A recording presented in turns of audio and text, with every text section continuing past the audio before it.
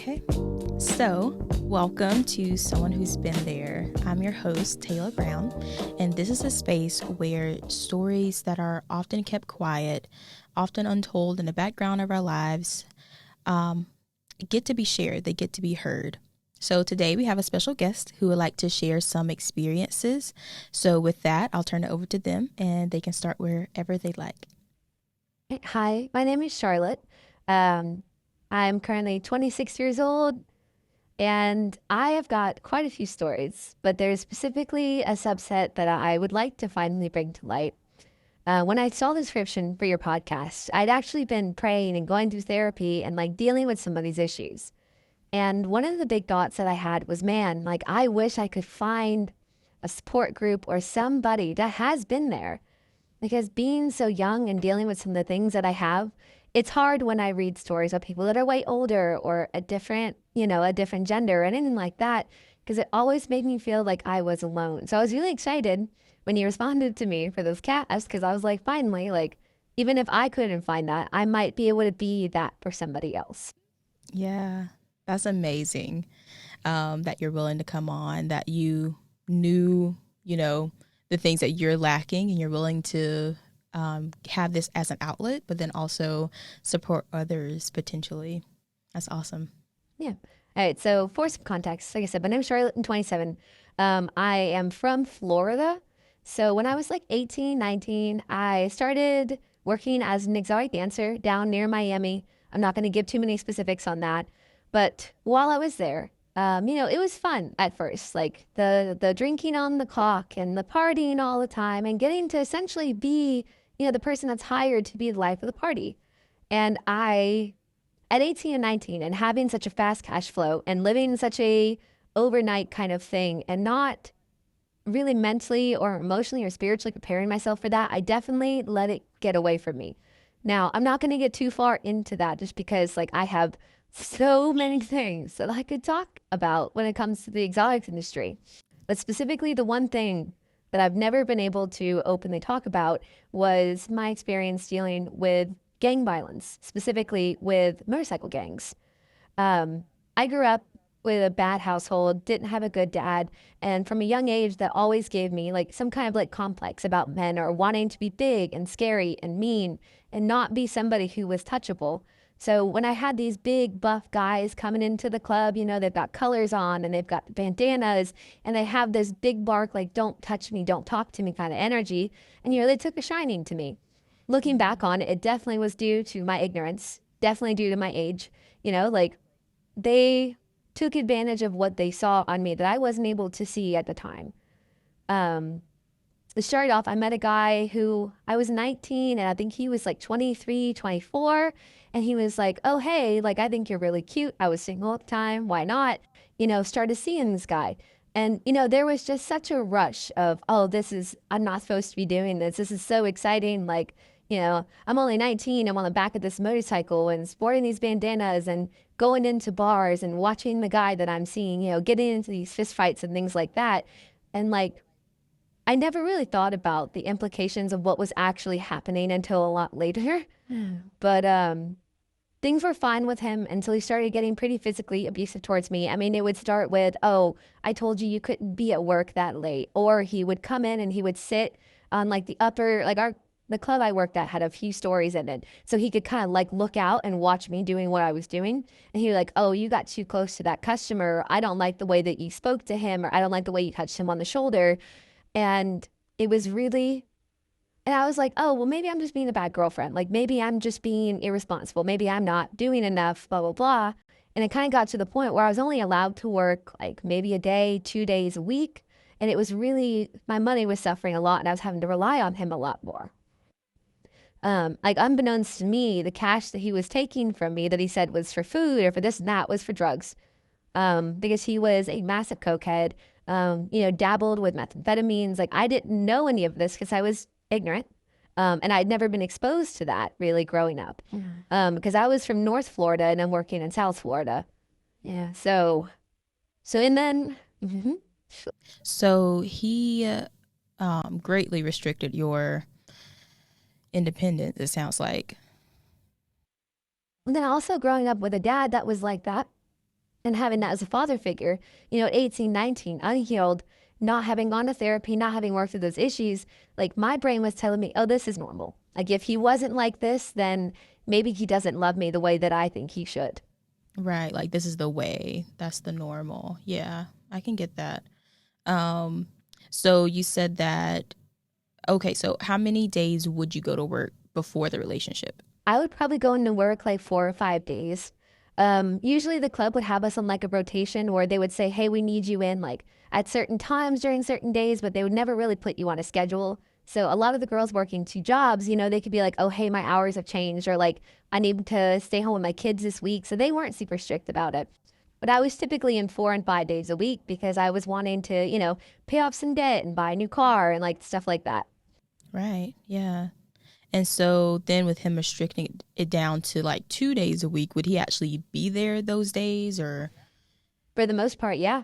Or one of his club brothers would be there. Um, some oversight? yeah, right. Like somebody present. So I hang out with them a lot. There was another couple, so that would hang out with us a lot. And the gentleman was what was known as an enforcer, which is essentially like, I wouldn't say like a goon, not like it. I don't know how to describe it, but like you get that energy, like big, not super bright, but like if something didn't go the way that, the upper management wanted it to go, like they would send him to scare you straight, essentially. Mm-hmm. And then his wife was a bartender at the place that I worked. So if he or that guy wasn't there, she would be on the clock and, keeping tabs on me essentially while I was there. Yeah.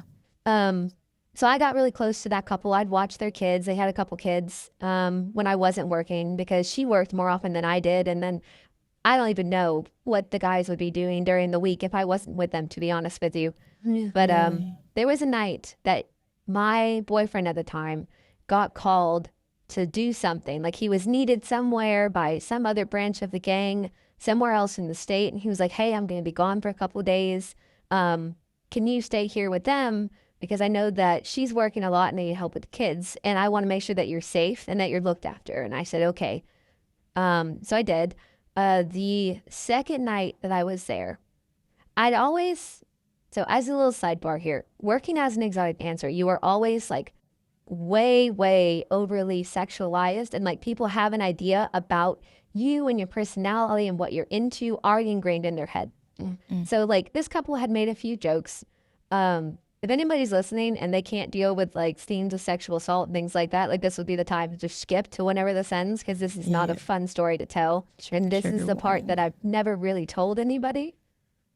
Um, so I'm there and it's pretty late and they had a pool in their backyard and they're like, hey, like we're both home. It's been a long day. Like, let's go outside. And I was like, yeah, sure. Why not? Kids were in bed, like just, casually sipping, alcohol, just swimming in the pool. And what I did not know is that they had put a paralytic in my drink.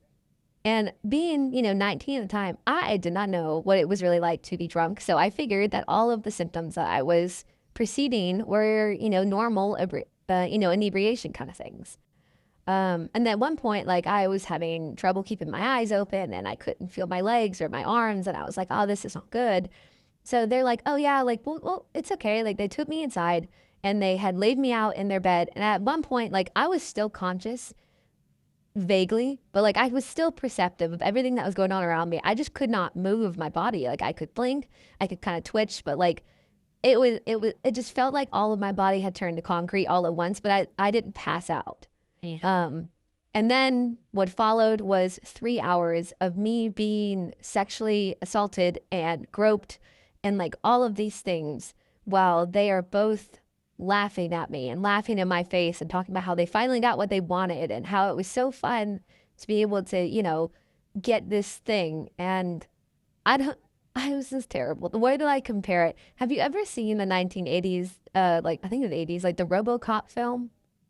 I haven't. Okay, so there's a scene where like RoboCop is laid out and like his systems have shorted or something is happening, and these three like villains in the story are like taking him apart, where all he Mm. can do is just watch as they rip out his wires or take off a leg, and like it is a really horrific scene.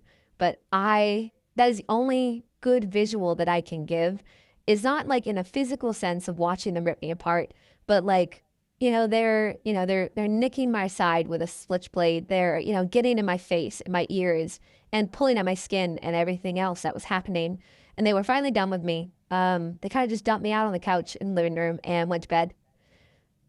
Oh, and so my boyfriend comes back later on the next day. I've barely moved. I've pretty much just kind of slept it on up. Haven't even showered at that point. Like I just felt so, because like I dealt with sexual assault, but like this was different. This was plotted. This was like they knew what they were doing, and I had trusted these people.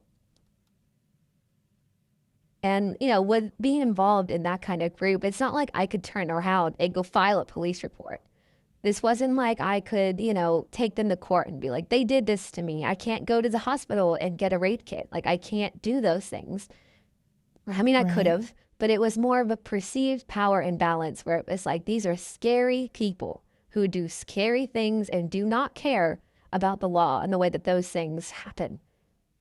So he gets Yeah. home and, he's like, oh, what's up with her? And they're like, oh, she had too much to drink last night, which he slapped the shit out of me. And he was like, quit being fucking irresponsible. Like, I put you here, forget my language. He's like, I put you here to watch their kids and to stay safe. This is what you fucking do while I'm gone. Um, and just lost his mind on me. And then also proceeded to sexually assault me after beating me that evening. And it kind of got to that point where I was like, I need to get out of this. So a couple of days later, they're out of town. He's out of town. I was like, fuck us. So I switched clubs. I moved locations, called up a girlfriend that was a traveling dancer. So some girls will like migrate kind of depending on like the season and where stuff is busy. And I was like, hey, can I come stay with you? Like the money's drying up. Like I'm not going to tell her what's going on. And she's like, yeah, like you can come up. So I go there. So while I was dating the first gentleman, they would have these like these parties of what they call clubhouses. So like a safe house essentially, where, members is they have chapters of these like motorcycle gangs where they're located in like certain regions. This particular gang is specifically located like on the East Coast. There are a couple, but this was one of the major ones. So we had gone to a bigger party. I think it was like South Georgia or somewhere, and we'd gone to their clubhouse. Um, and while I'm working at this new club, this gentleman comes in and he's a little bit older and I recognize him. And I was like, oh, like they found me. Like they've been looking for me. Because the other folks, I had just blatantly, just straight up blocked them and just disappeared. Yeah. Um, because I couldn't handle it. And so he comes in and, like I'm gone. I'm in the dressing room. I'm hidden, whatever. And one of the girls comes in and she's like, hey, this guy just paid me $200, 100 for me, 100 for you if you come out there and talk to him. And she's like, he seems pretty nice. Like he's unarmed. He has, like he's got a vest on, but no other colors. And I was like, okay, like what? I mean, at this point I'm trapped. Like I can't leave. There's no back door. I'm like, either I have to go out there and face him or I'm going to Right. sit back here and, cower all evening. And at that point I was just like, if it's going to happen, it's going to happen. So I go out there, sit down next to him, and he was like, first, I want to say, I'm not here to hurt you. Um, I'm not here to, this isn't about anything that happened.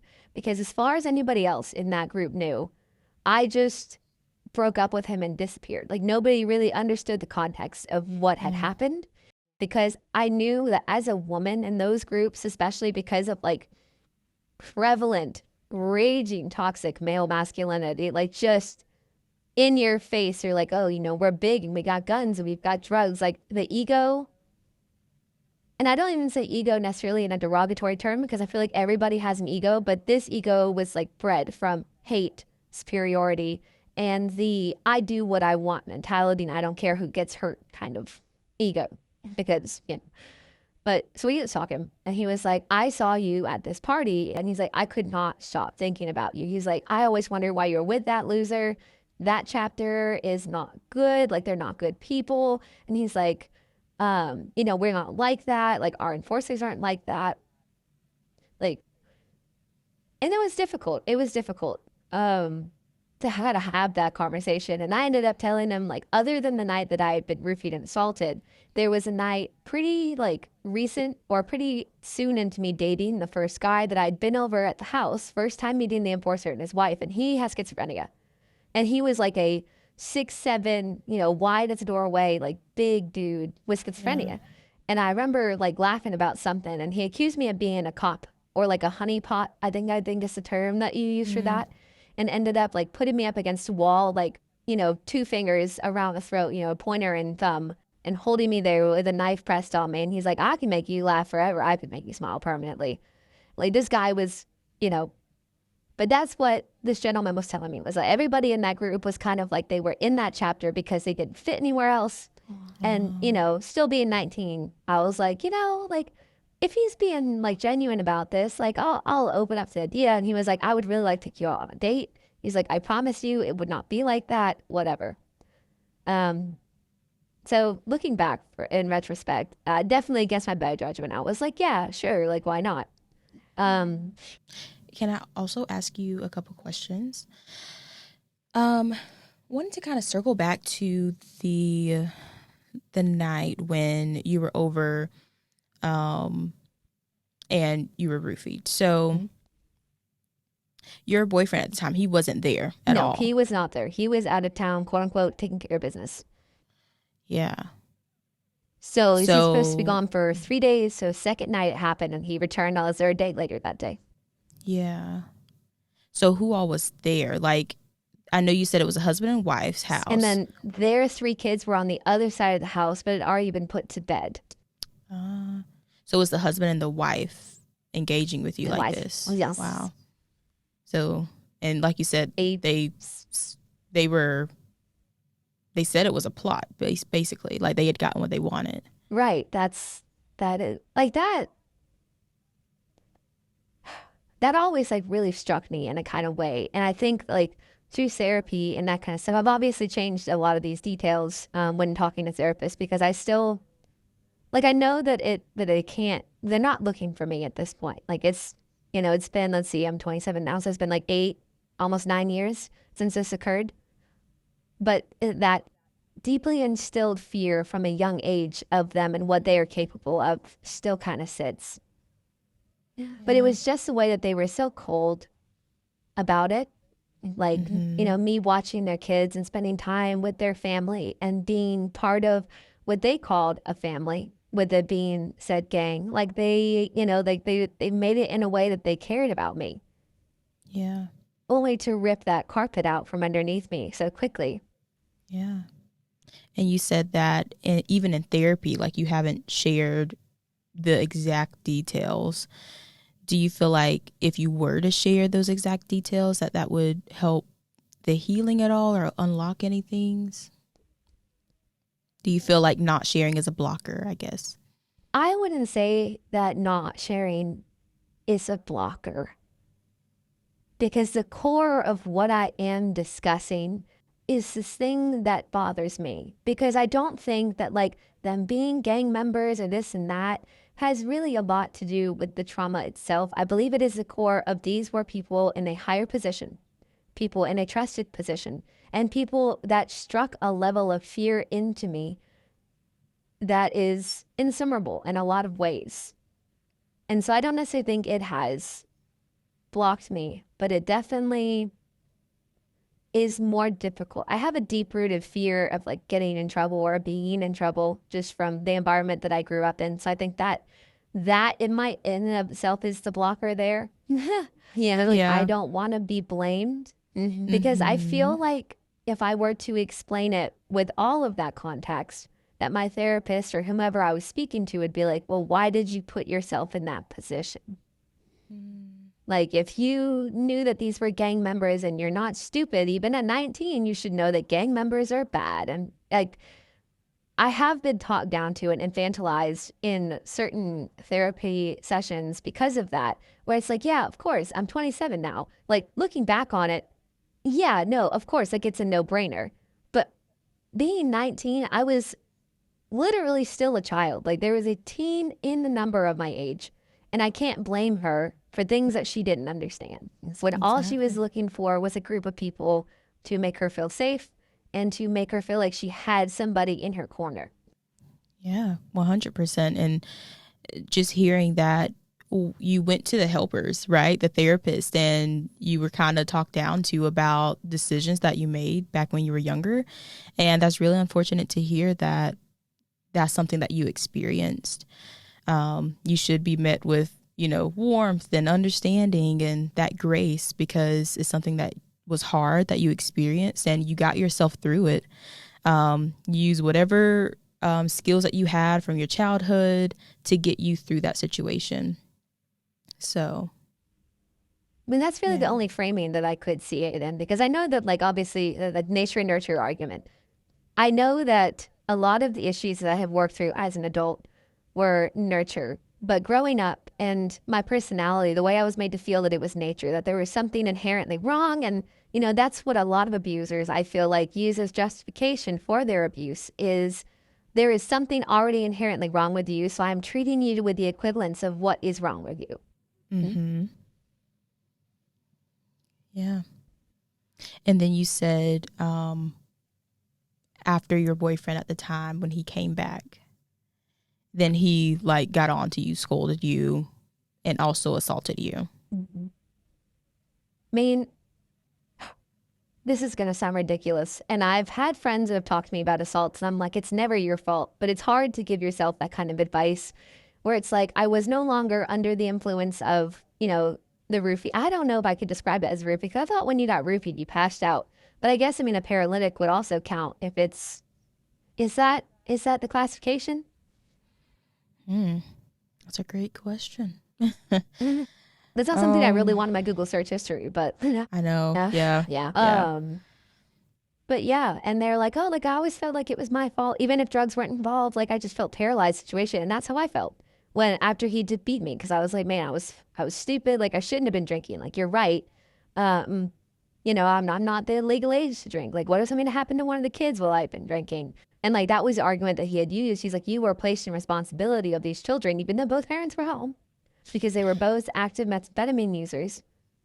I was placed in that position of caring for those who could not, which mirrors a lot of my childhood, because I have 4 younger siblings. Yeah, that I was always placed in care of. So I do feel like this portion of my life mirrored a lot of my childhood, but I'm grateful for it in the sense that it gave me a much more obvious, pointing those issues out versus, oh, that's just how I grew up. Because being an adult and having those things happen again, you're like, this should not be how this is happening. Yeah. But when he assaulted me that evening, like I said, I was sober. I had not had the stuff in my system. I hadn't been drinking. And just when he assaulted me sexually that evening, I just felt powerless. I was like, I can't even fight this. I don't want this. And it hurts. And my whole body hurts. And I had, fresh cuts and stuff on my body from the night before. Now I had bruises and stuff for me. But I was like, I deserve this. And even though I didn't want it, I don't know if I feel justified calling it, rape or assault or anything like that, because I did not actively fight it. But I also knew that if I did, he was still going to get what he wanted either way.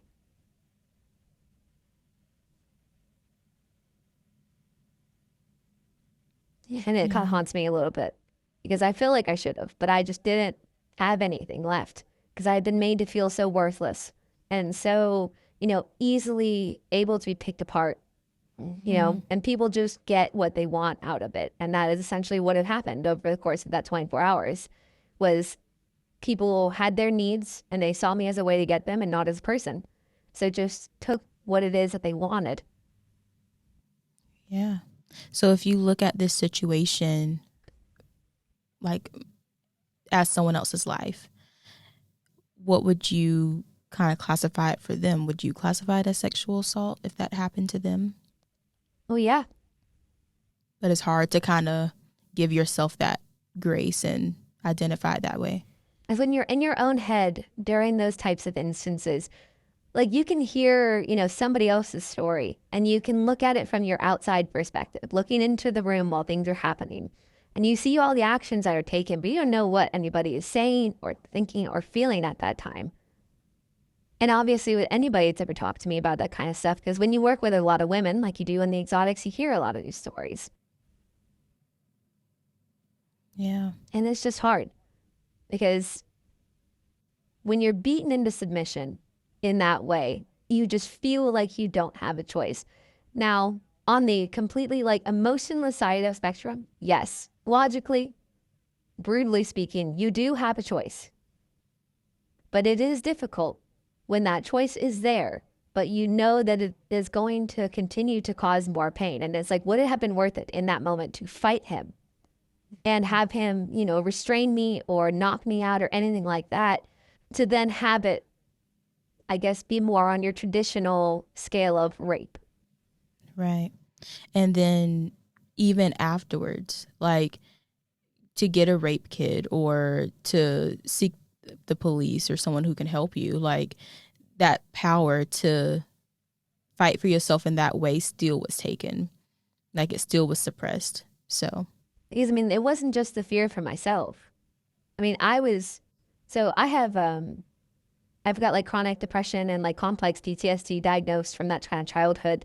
So I'd always kind of felt worthless in a sense. And I feel like a lot of these phases I'd gone through, even dancing, psychologically speaking, I did that because I felt like I had something to prove. I was the ugly girl growing up, the weird girl growing up. And I was like, no, like I'm going to prove that I'm pretty and I can make money from it. And it was definitely one of those career choices at the time that I made, not for myself, not because I wanted to, but because I felt like I had something to prove. And it was kind of the same thing about getting involved in that lifestyle. That was like, no, like I'm cool, I'm mean, like I'm a big scary dog, don't touch me. yeah. Yeah. So like you were talking about, the power was definitely stripped away from me in that sense because it wasn't just me. That was getting back to my original point. I felt worthless at that time. I did not, care for myself very well. Um, and I just couldn't bring myself to care, but it was my family. It's like I said, 4 younger siblings, you know, and they were all in Florida. So it's like, how do I know that these people don't know people that could find them, that can hurt Yeah. them, that could do something? And it was my family's safety should not be impeded on by my poor decisions. And at the time, I really blamed myself for things that had transpired that evening because, like I said, I made that choice to spend time with them. I made that choice to be over there. I made those decisions, even though the outcome was unforeseen, was undesired. I still made the dominoes, I still set and fell the dominoes that led to that evening occurring. And I did not want my family to face repercussions. Yeah. It's very thoughtful and a hard decision, I'm sure. Oh, yeah. I mean, growing up with a father who was alcoholic, like it was like, okay, so he's pissed off. If I go in there and I get my ass beat, he's going to leave my younger siblings alone.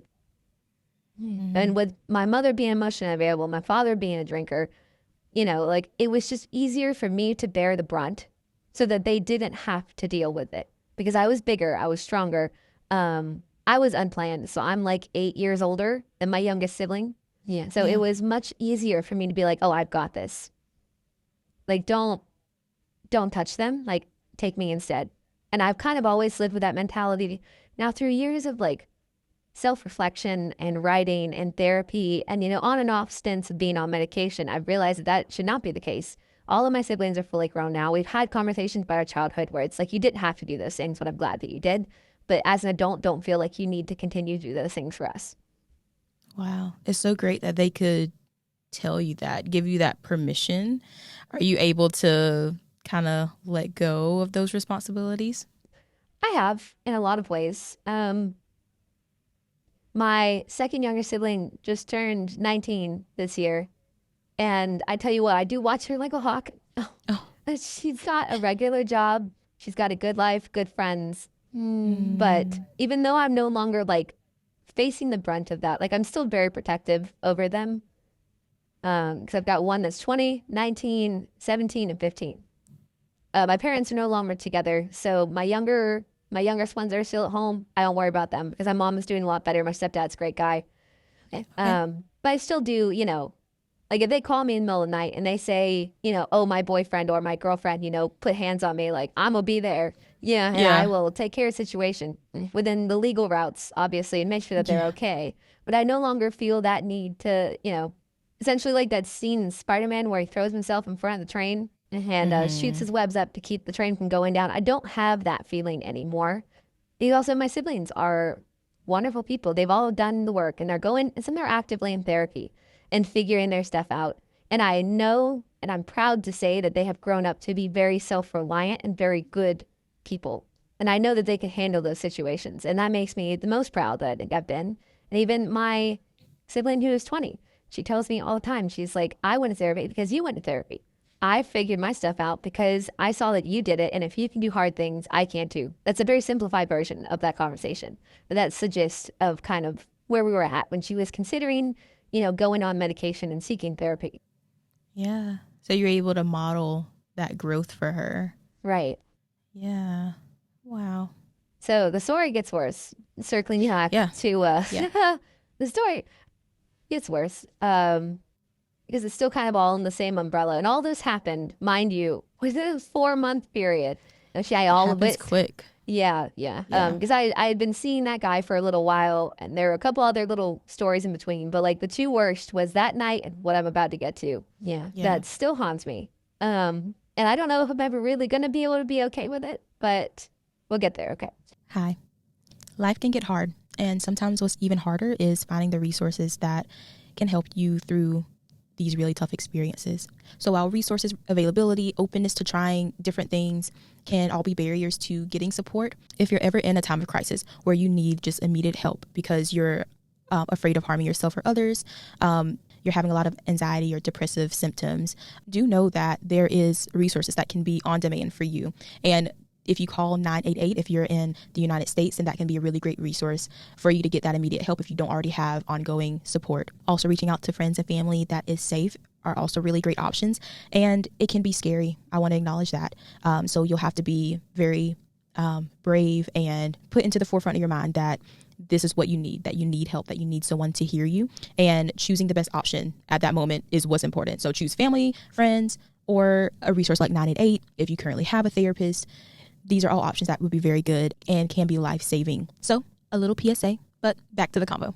And take your time. Take your time. He's like, let me take you out. Let me take you out. And I was like, okay. Like, well, the guy that had come to find me from South Georgia that came down to my work and wanted to talk to me.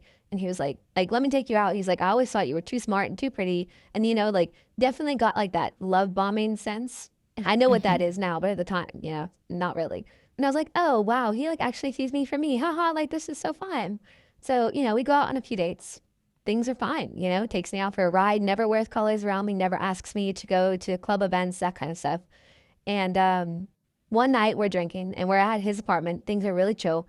And he was like, oh, hey, what happened, by the way? And I was like, what do you mean, what happened? And he was like, what happened to you and this other brother? And why did you disappear? He's like, I'm not going to tell anybody. He's like, from spending time with me that I don't have any relations to them. We don't talk to them. Like, what happened? Because there have been a ton of rumors swirling around. And I was like, okay. I was drunk enough at that point that I, talked about what had happened. And he was horrified and ended up going to, I don't want to call it a district manager, but I don't know what other ways it was linked. Yeah. So I ended up going to the guy that was in charge of that region of the U.S. for those gangs, because they have a really specific hierarchy. Wow. And it ended up just being this whole dramatic thing where I was getting death threats and stuff was being sent to my family's house because I had said it to another brother. I know for a fact that it would have been worse if I'd gone to law enforcement, but the guy and the wife ended up getting a talking to. All this stuff was sorted out. I never did I necessarily feel like I got justice, but I know that it made them uncomfortable enough that I wasn't worried about it because they had people that were bigger and scarier than them looking at them and what they were doing. Okay. Yeah. So about a week later, after all this kind of stuff settles down, he was like, hey, my lease is up in my apartment. I'm going to move in with my cousin and my cousin's wife. And I was like, okay, cool. If you need help moving, I'll come over and do that. So for context, his cousin was also a gang member, same branch, same chapter. They went to meetings and stuff together. And his wife was what was referred to as an old lady. So you can have a boyfriend or you can have a girlfriend when you're a part of that. But when you're an old lady, you are either married or you've been together a long time, and you wear a patch on your vest that says property of, and then whatever their road name is. Oh, yeah. And what are colors? Colors specifically are going to be like the vest with the name of the gang on the top, I believe it is. And Okay. then either the region or the name of the writer. And usually they will have like a diamond patch, which typically the diamond will have like a 1%, where it's like, oh yeah, only 1% of badass bikers get to be in the gang kind of thing. Okay. And then the other side will say MC, which stands for motorcycle club. Now, there Okay. are motorcycle clubs that are not gang affiliated. They're just a bunch of dudes that like to dress in leather and ride their Harleys. Like, that's cool. Yeah. But Yeah. it's specifically that diamond. And then the rockers, which is what they're called. They're like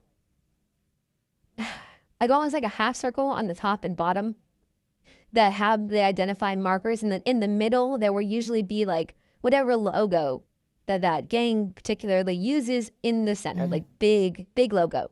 And then in the Okay. front, it'll have like their name badge if they're an enforcer or a diamond. In this particular group, diamonds are what they called like their higher ups, or like, whatever you were in that chapter, and then like your location, like that kind of stuff. Like essentially just a uniform. Yeah. And then it can also be referring to bandana colors. So like I know that there are groups that use like red and white, blue and white, green and white, yellow and white, like identifying bandanas, even if you're in a place where you're not wearing your vest or any of your insignia, that you have that bandana in your back pocket or on your wrist or tied around your boot, that still is a signifying marker of what you belong to.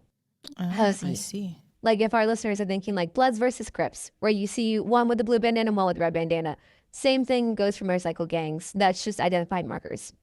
Yeah. Thank you for sharing that. Of course. So like a week later, he's like, yeah, like help me move in. I was like, okay, cool. So I help him move all his stuff over. And his cousin was really nice. His wife was kind of standoffish. They had come in with this guy a few days prior to my work to like meet me and get to see what I like, just like, oh, hey, like this is this girl I've been seeing, like it's where she works. Like, she's going to help me with the move this weekend. Like just, surface level introduction essentially. And the wife was kind of weird towards me. And I was like, okay, like I get it. Like working as an exotic dancer, you're also very used to women. Like most women these days, I feel like I've watched a lot of like the younger Gen Zers be like, sex work is okay. But like, back then that was really not the case. And so she kind of had a feeling about me. And I was like, that's fine. Like, I'll be respectful. Like, I'm never going to like get in your face or push your boundaries. Like, I'm just here for him. I'm not here to start anything. So as we're moving stuff in, he was like, oh, hey, like you should stay and hang out for the night and like stay over. And I was like, okay, cool. So I stay over. And the next day he's a little twitchy, not like inebriated or like on drugs kind of twitchy, but like he looks anxious. And I was like, okay, something is wrong. Something's wrong, but I couldn't tell what. So we get up at like 10 and we go riding, which is pretty common for a lot of those guys. They just kind of ride around. And I like that. I used to really like being on the back of the bike. I like the wind and the sights, and it was just a lot of fun. Kind of reminds me of like the dogs with their head out the window. Like I totally get it. Valid response. So we're out riding and he's checking his phone. We end up popping over to, one friend's house for him to pick up weed. We pop to another guy's house and we're just hanging out for a minute. Pop over to another guy's house and they're kind of like having a cookout and we're hanging out. This is an all day affair, mind you. And the whole day he's just getting more and more and more anxious. And I was like, what is up with you? And he just would not tell me. So eventually we leave the last place that we'd stopped at and we stopped in this random parking lot of like a Walmart. And he's yelling at somebody over the phone. And at this point, my mother calls me and she's like, hey, I've got a really bad feeling in the pit of my stomach. All of your siblings are okay. Where are you? And I was like, oh, like I'm just out, just out and about, blah, blah, blah. She's like, you have been popping around this city, which is 45 minutes from where I lived. She's like, this city that you've never really been to all day. She's like, who are you with? What is going on? I can't tell my mom what is going on. How did she know you were all about? Me and my whole family are on like 360. Oh, okay. Like even if I never check it, we still have it. One of my brothers got into a car wreck. He was learning to drive. wait, no, my cousin. I'm sorry. I was like, wait a second. My brother wasn't on the chart at the time. It was my cousin. He was learning to drive. He got into an accident, and his parents only found out because Life 360. So my mom was like, okay, when you're old enough to have a phone, you're old enough to be out in other people's cars, aren't family. Like, I need you to have this, whatever. Yeah. So I was like, okay, cool. So she's like, hey, like, this is not okay. Like, what's going on? And I have to kind of lie through my teeth. And she knows that something is up because I am a terrible liar when it comes down to it. Yeah. And I kind of just like give her a code over the phone that was like, it's fine, like it's fine, but it really wasn't. And she's like, you have 1 hour to be in your car driving back to your house, or I'm going to call the police to your location. And I said, okay, yes, ma'am. So I get off the phone, put it in my pocket. I am shaking at this point. I do not feel good. We've been out in the sun all day. I don't know what's going on. And he gets off the phone and he's like, she's pissed. And I was like, who is pissed? He's like, my cousin's wife is pissed. And I was like, about what? What did I do? Can I apologize? Like, how can I make this right? And he goes, she thinks you're trying to sleep with my cousin because you spent the night at her house last night. And I was like, that is not the case. I barely spoke 2 words to him. Oh, wow. And he's like, she's really pissed off. Like, you can't get home. I was like, well, I need to get home. Lied to my teeth. I was like, I have a dog I have to let out. And my dog sitter just called me. That's who I was on the phone with.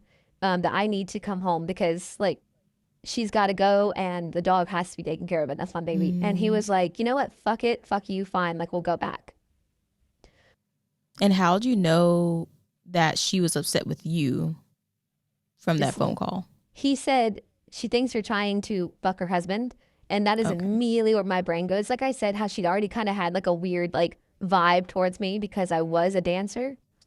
Yeah, yeah. Mm-hmm. And this is not the first time this has happened. Like when I was dancing, because I danced from 18 to 21. So like during that time period, there were lots of people that I would randomly meet like at the bank, the grocery store, you know, like it somehow comes up in just random conversation or like hanging out with friends and like their husbands know what I do and the girls know what I do. And they always would like watch me a certain way around their men. I'm like, just because I dance for a living does not mean that I want your husband. Right. But some women, especially during that time when the stigma was still pretty bad before like it became really popular on like TikTok and Instagram and whatever to be a spicy worker. You know, like they felt like if you were that kind of worker, you had to be a certain type of woman if you're picking up what I'm putting down. Yeah, I see. So he's like, you know what? Fuck you. Fuck it. We'll get back to the house. And I said, okay, let's go. So we get back and we're standing out in the yard, getting off the bike. And she comes out and I don't know what she was on or what she'd been doing, but like there were tears on her eyes, but there was nothing in her eyes, if that makes sense. Like whoever she is or was is not there. And she is holding a gun. And I was like, oh my God, okay. So I back up a little bit, you know, the bike's right behind me. I didn't think about it. I just kind of froze, you know, like that fight or flight. This was this was a freeze. This was I'm a doe or a fawn in the grass trying not to be perceived. She doesn't even say a word to me and puts this gun, she had a revolver, puts this gun to my forehead between my eyes.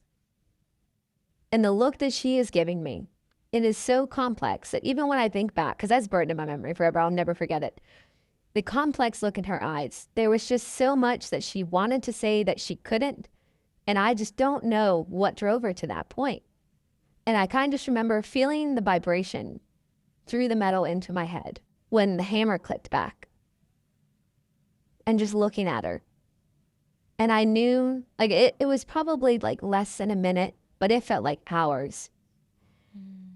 I don't know if it's possible to silently plead for your life with your eyes, but even if it is, I don't think I even did that in that moment. I kind of just had to accept what was happening. I just remember the click of the trigger and being like, this is it. She hadn't loaded the gun.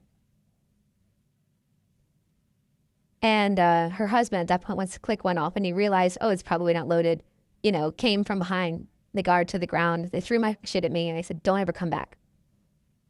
So I got my keys, I got my car and drove 45 minutes home.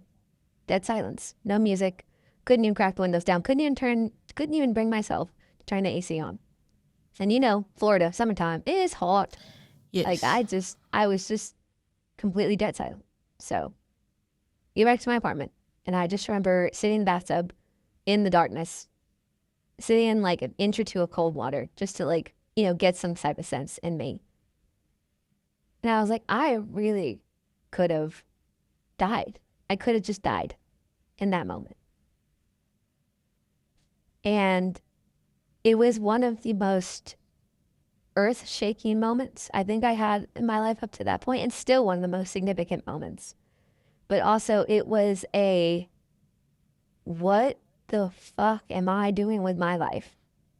Like, I sat back in that water. I was fully clothed too. Like, I couldn't bring myself to even relax fully. Yeah. Inside my locked apartment and locked bathroom.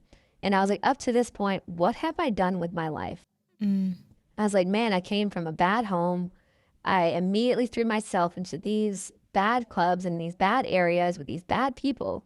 And I've just let all of this, over a course of 4 months, mind you, just kind of spiral into this situation that I no longer had any control over.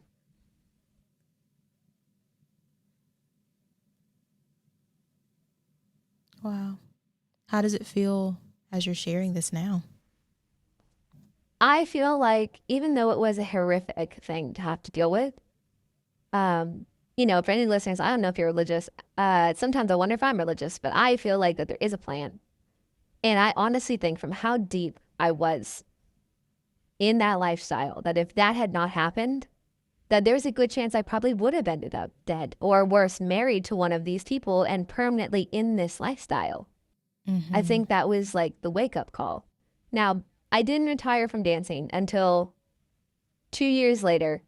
I had moved somewhere in Georgia and started dancing there. And, just kind of like picked myself up and I wanted to reset. I ended up leaving Florida, I think like 6 months after that, because I kind of just lived off of my savings for a little bit and didn't know how to process it. Mm-hmm. And then while I was dancing in Georgia, ended up dating the DJ at that club who was also like super physically abusive. And I was like, this is stupid. I'm not doing this anymore. I'm 21. Like I'm a full grown adult with, a half baked frontal lobe. And I know this is not for me. So, got out of dancing, got sober, went to rehab, went to therapy, and figured my life out. And thank God I did. But back then, I don't know if I had the opportunity to like step back into that time period and be like in the wings, I don't know if I'd say anything to her. Because I Mm-hmm. think that at that age and being as stubborn as I was, especially like I said, even like the core reason why I got into dancing was to prove something. That I think that if I had been able to be a third voice or second voice and be like, hey girl, like if I could have been the older dancer sitting at the bar top next to her and looked over and been like, hey girl, like this is not it, I would not have listened. I would not Yeah. have had any sort of recognition for that. I would have been like, oh, you're just, almost 30, washed up. Like, don't tell me how to live my life. You don't know how my life is.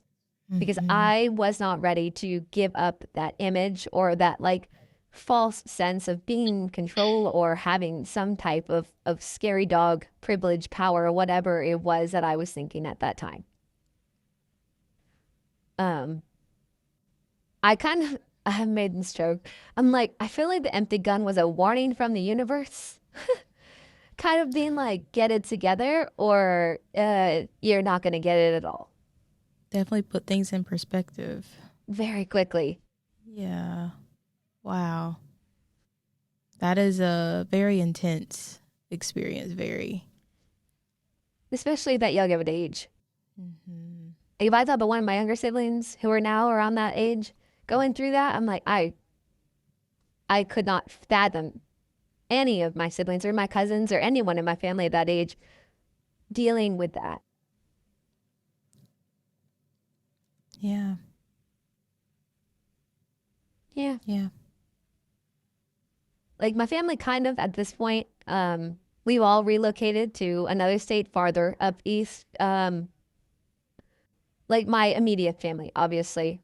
Mom got a job offer and she was like, we should all just move up here and restart. And I was like, yeah, sure, let's do that. And I'm now very happily settled away from both of the states, thank God. Okay. Um, Yeah. but man, like I even to this day, I can't. I don't travel to those cities. And I think Mm. initially, like when I go back to visit other family or friends I have in those areas, like I still will stay outside of those cities, or I'll stay like somewhere in between that has nothing to do with any of that. I think initially that started from fear, where I Mm-hmm. was too scared of being recognized. But dude, I'm older. I've changed my hair. I've gotten tattoos. I drive a different car. Like it is so unlikely that either A, most people are still alive, or B, they would even have any reason to come looking for me. But Yes. now I think it's like I respect myself too much to even like remotely put myself back in those Mm. places, I see. because I would never want those feelings or those emotions to like seep back into my bones and cause that kind of feeling again. And not because I don't think that I'm healed from it or that I've worked on it, but just because like it's a trigger that I can easily avoid. And I've just Mm-hmm. decided that it's not worth it. Yeah. Definitely sounds like you identified how to choose your battles. Like initially it was the fear, um, but now it's kind of shifted to like a boundary to keep your peace, Yeah. maybe. Oh, yeah, absolutely. Because I never want to walk down the streets of a city or a suburb that I'm looking over my shoulder ever. Yeah. Yeah. Wow. So how do you feel, or do you feel like the things that you were missing at that point in your life, do you feel like you have those things now? I feel like a lot of those things that I was looking for at that age were things that I thought that I needed. And Mm. there are quite a few of those things that I think, with my frontal lobe finishing up, and like I said, I'm almost in my 30s. I've been with my partner now for a long time. Like I teach. I'm a special education paraprofessional, so I work in the classrooms. Yeah. And life has settled out. And I needed at that time what I thought was a sense of protection and a sense of power. But once I got older and realized that if I choose a lifestyle and a partner and a place that is safe, like mentally, physically, emotionally for myself, I don't need to be in that position. I don't want to be in that position. I don't want to be scary. Mm-hmm. Like my kids, I would never want to be scary towards. I would never want them to feel fear towards me. I Mm. think that was definitely like the remnants of my father's power complex growing up, was he always would be like, oh, I'm the one in charge. I'm the one this and that. And I think it gave me a misconstrued sense of what it meant to be, an adult or a parent even, where like, you feel like you have to be in constant control over everything that's going on. But I don't really feel that need at this point. Like I'm happy where I'm at. If my partner and I, oh, he better be my fiance sooner than later, because but if we ever choose to have kids, like I want to have a good relationship with them, and I don't want them to grow up feeling like, they are powerless in their own lives. Um, I definitely feel like, especially with my partner and his family, because they're wonderful, that I am part of something, and I am part of something that makes me feel included and safe and loved. And, my other teacher friends or my siblings, I'm really glad we all relocated to the same area, because it is so nice to be able to spend time with my family, especially now that my siblings are a little bit older and they're not little littles anymore. Um, it's much easier. But I do Yeah. feel like I am much more part of my family and his family and my friends. And it does give me that sense of belonging that I felt like I was missing at that time. And I also got past the point where I felt like I needed to be a certain way visually. And I think that was also partly to do with dancing, Mm. because going into it when you're young and hot headed, I guess would be the best. I don't like using that word, but I guess it's the best way to do it. Like, I don't feel like I need to prove that I'm pretty. I don't need to prove that I look any certain way, and that I can use it to get what I want. I think it's a very juvenile way of thinking about it, because I think that every single woman is beautiful in their own sense. I feel like I sound like a Dove commercial. Oh my God, this Dove soap. But I think it's true. I think every woman has like their they're pretty. And I'm happy with the pretty that I'm at, because, my partner thinks I'm pretty. My sisters think that I'm pretty. Like when my kids bring me little flowers at recess and they're like, you're so pretty. I'm like, yeah. Like that's really, oh my God, this makes me cry. I know. I feel it. I feel it. I love. But Yeah. it really validates me in a way that I don't think that the money or the men or the alcohol ever could have. Mm. Um, but I do think it was necessary. I do think that everything that happened, maybe not in the extremity of it, but I do think that it was what I needed, because I was not going to listen to a parent or a counselor or anything at that time to kind of steer me away from it all. Right. You know, I feel like I have a lot of really strong examples of what love and relationships should not be like. But I also feel like we were talking about earlier, looping all the way back to the beginning of this podcast, that, you know, any of your listeners that might hear this, it's like, you don't have to. You don't have to prove anything, you know, as I'm so content where I'm at in life right now. You don't really have to prove anything. It's just making sure that you are happy where you are at. Because at the end of the day, none of those people that I was involved with could have ever truly made me feel safe. They could have never offered me the love and support that a group of healthy, sober, steady-minded people offer me now. Right. And I don't want other people to kind of have to go through this. And I think that's a big thing too. Like if you have anybody that's, you know, listening into this and they're like, man, like I'm going down this path, I'm doing these things, and I'm getting these signs and these flags that are telling me to turn back, but I'm not. You have a choice when it comes down to it. And if you play with fire, you are going to get burned repeatedly. And for some people, they're gonna have to learn that lesson, but I don't want to ever have anybody to feel like they're alone. Especially when I was like 21 and getting ready to leave the club. And I had, you know, those freshly 18, 19-year-old girls coming in because that's what they want to do. Even when I was getting ready to leave all of that, it's like, baby girl, like you don't have to do this. If you're not happy and this is not fulfilling to you and you just feel like this is your only option, it's not. Yeah. Because I will never, you know, say anything negative about women choosing sex work. It's your body, it's your life, it's your decision. But you have to be doing it in a clear, sober state of mind for the right reasons. And I just don't want other women to feel like they're in a position where they have to do those things or they have to go through things alone. And a big reason why I decided to share this story on the cast instead of the dozens of other stories that I could do, I could write a whole novella, good God. Yeah. Is that when I did go through these things and I was seeking counseling and seeking people to talk to, like, there's not really like a support group for women that dealt with motorcycle gangs. There's not a book written by a woman that, like, you know, went through that for years. And I know because I've looked. And it really made me feel like, man, like, am I the only one that had a negative experience with this? Am I, you know, am I like the black sheep in these experiences? Because I didn't know for a long time if it was quote unquote normal, I guess. And not that like I felt the need to seek validity for what happened to me, because it did, and there's no way to undo it.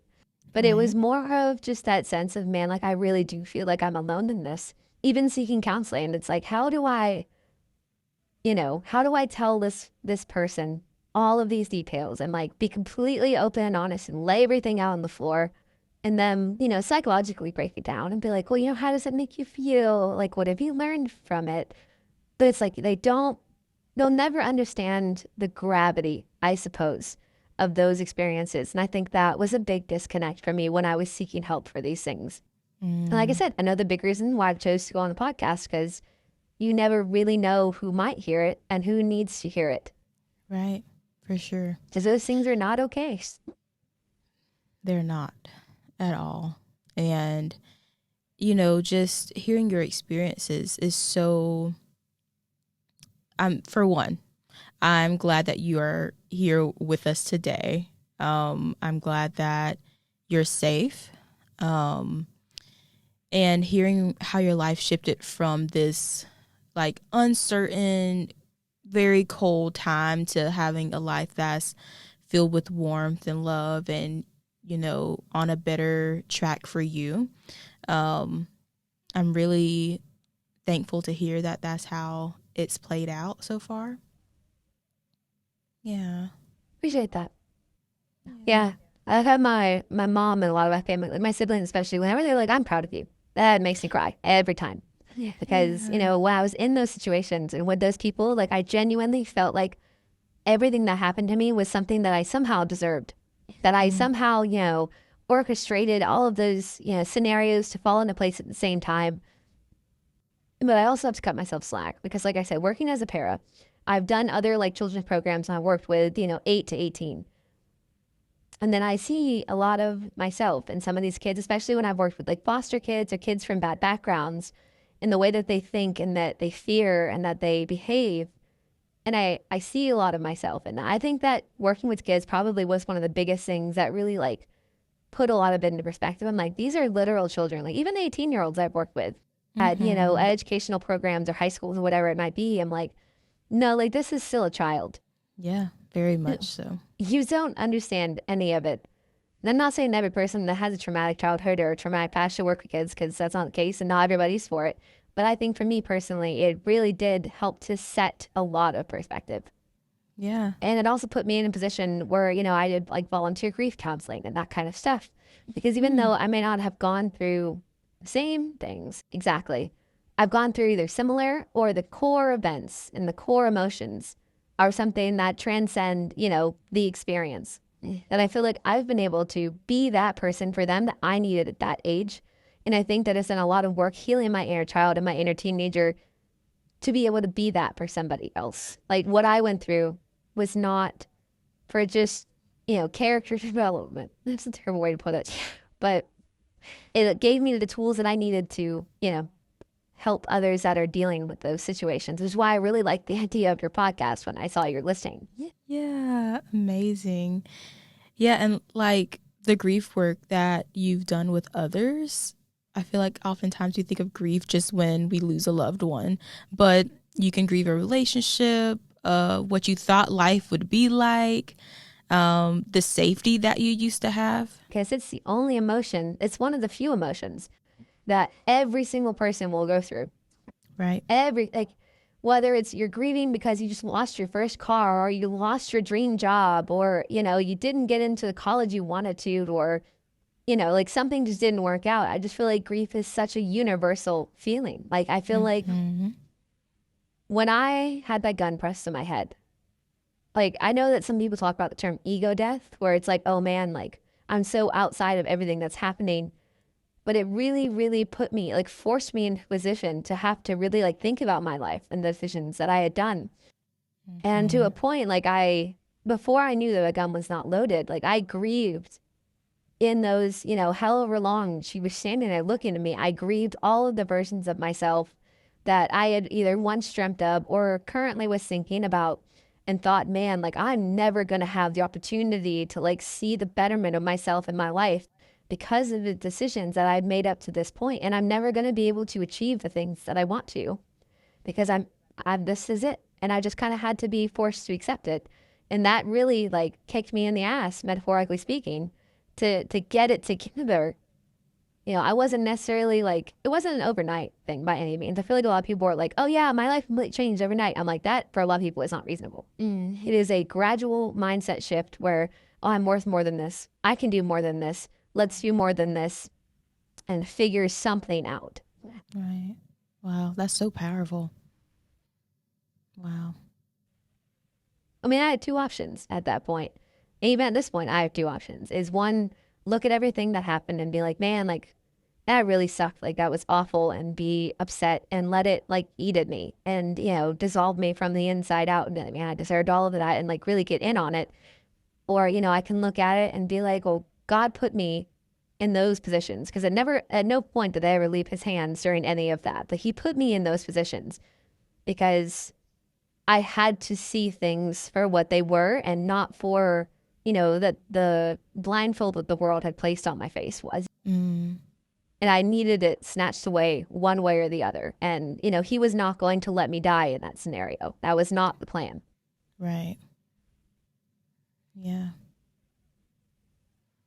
Yeah, I became very religious after this experience, by the way. Up until that point, like I've been raised, Christian, welcome to the Bible Belt, but like I'd never really believed it up until that point.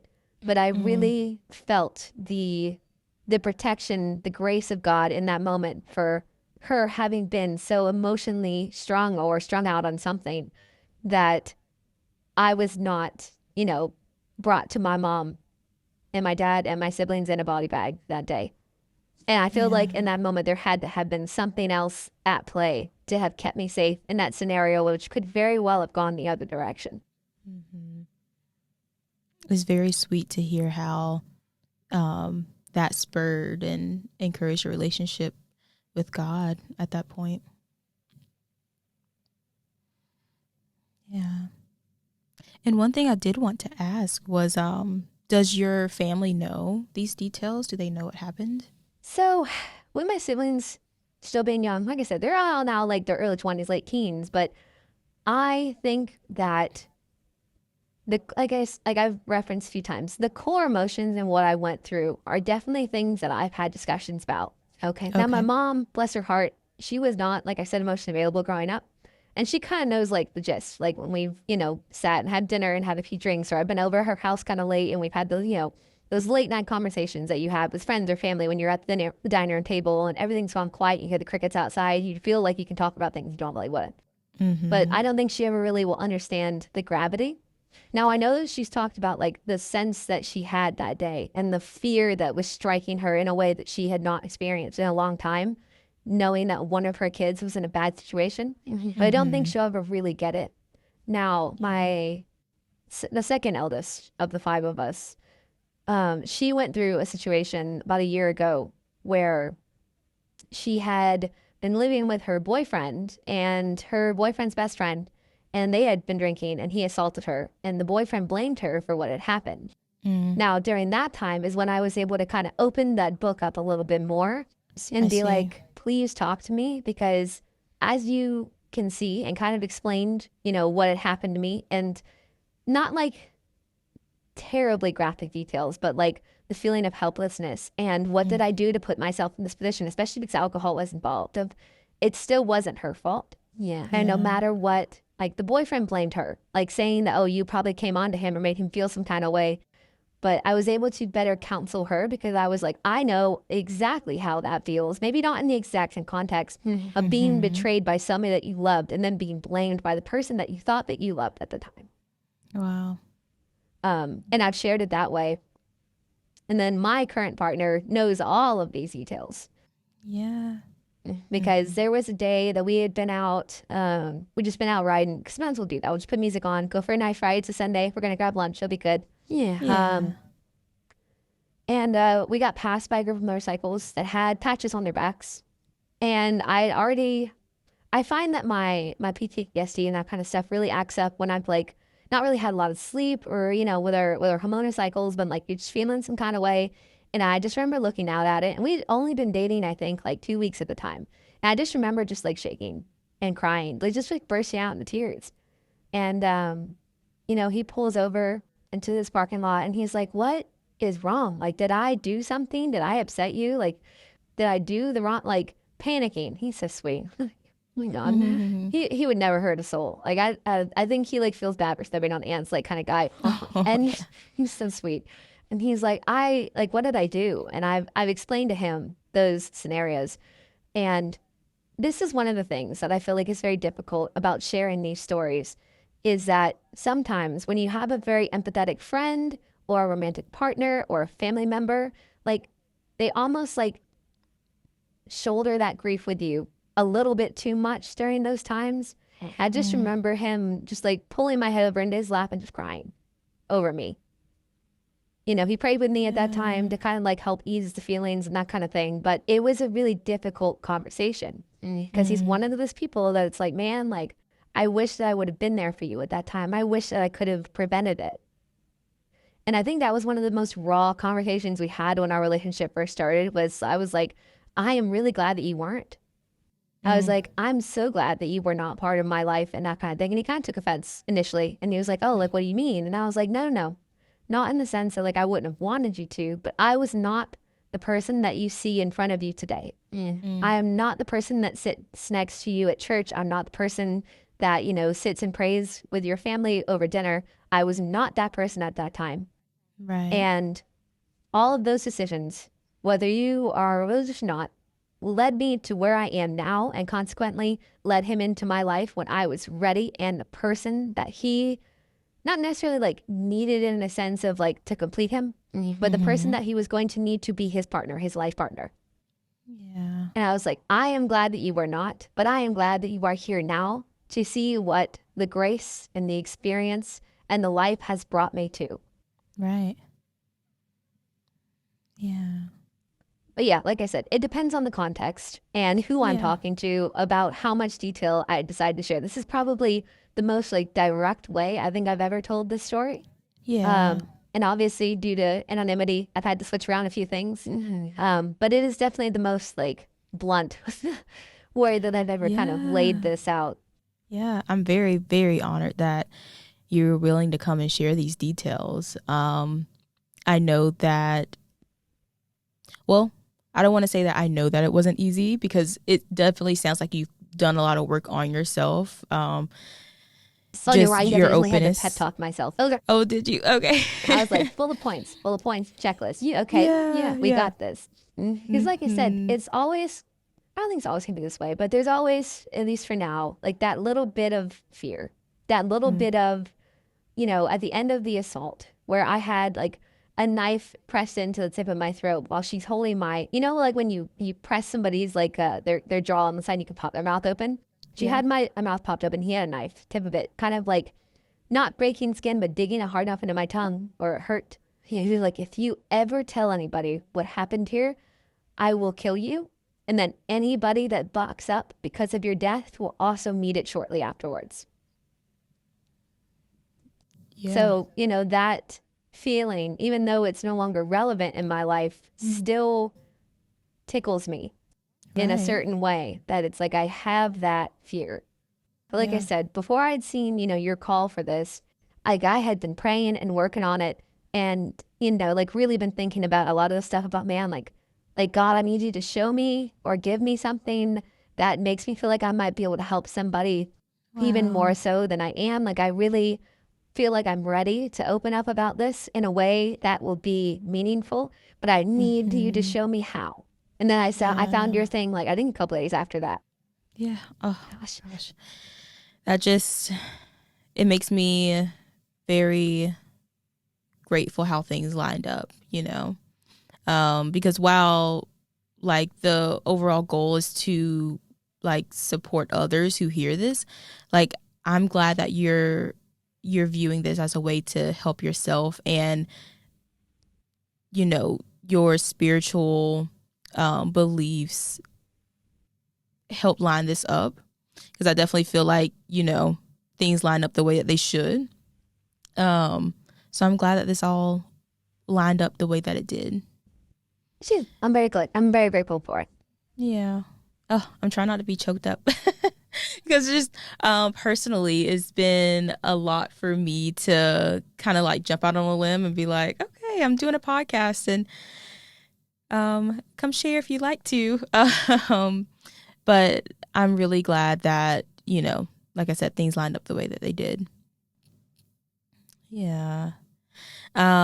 Before we wrap up, do you have anything else that you'd like to share? So anybody else that is going to come on this afterwards or listen to this or comes across this, I just want, I feel like the universal feeling of not being alone. And whoever shares the stories, afterwards of different experiences and stuff is even when it feels like you're in the darkest and lowest place of your life, when you feel like there is nowhere you can go, when you think that, you're just not worth it, that there is a plan in place. No matter how bad it gets or how low you feel like you have reached, there is going to eventually be a time or a place that is going to get better. It's not going to be easy. There's a lot of work that you're going to have to put in, whether it's spiritually, emotionally, personally.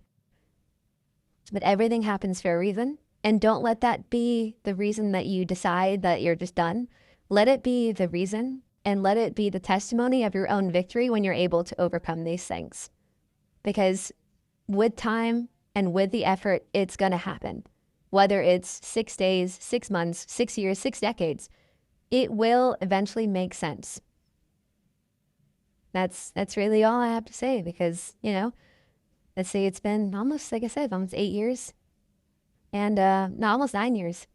And it's just now like in the last couple of years, like really hit me because I started working with kids like 2 years ago. And that's kind of when it all came flooding and hit me of like, I was placed here and placed with these experiences for a reason. And now it is my time and my opportunity to use the weapon, or not the weapon, use the tools in my arsenal to be able to not fix, but be the person that I needed to be. Right. And yeah, I'm grateful. I'm grateful for it a lot every day. Yeah. Putting like that is just so powerful. And I think it puts it in perspective that this is an individual journey. So, like, even if someone had similar experiences to you, their journey to healing can take 6 months or, like you said, 6 decades. But there is a plan in place and it's going to play out. And you have to do what is best for you day by day until you get there. But you can't just lie there and expect things to change without you changing. Whether it's, you go to church and you let Christ change you, whether it's you go to therapy and you let your therapist change your mindset, whether it's, you just get to a point where you can journal and self-reflect and self-analyze and you make the work to change yourself. You've got to want it and you've got to go for it because it's not just going to happen overnight and you can't sit and wallow in it. Because I'm not going to sit here and sugarcoat it and say that after all these experiences, especially after I left the club, period, at that time, that I didn't sit and I was like, oh yeah, like this is just my life. Like I'm a terrible person. I, let all these things happen. And I sat and I did wallow in it for a while. But you do eventually have to say, I'm sick of this. Like genuinely mean it with your whole chest and be like, I am sick of this and I want better. And you have to go get it. But it is possible and there is a plan. You just have to keep moving. Because the longer that you sit in it, the more power you give to the people that hurt you. Yeah. The longer you wallow in it, the more emotion and the more investment. And your time, especially, that the thing that you'll never get back, the most valuable thing, is that you're putting so much time, energy, and emotion and investment into what happened to you that you're unable to see all of the, all the returns that you're getting for having gone through the things that you did or that, happened to you. Yeah. And like, that's the big part. Wow. You dropped so many good nuggets there. Just throughout this whole thing, your perspective is very awesome. So I definitely feel like even if, people haven't had similar experiences, they're going to be able to take something away from this. So you're very brave, all the things that you've shared from your younger years and even now coming on. Appreciate just it. Been so brave and upfront, and I really respect that. Of course. Yeah. You too. Okay. Thank you so much for joining me today. Yeah. Take care.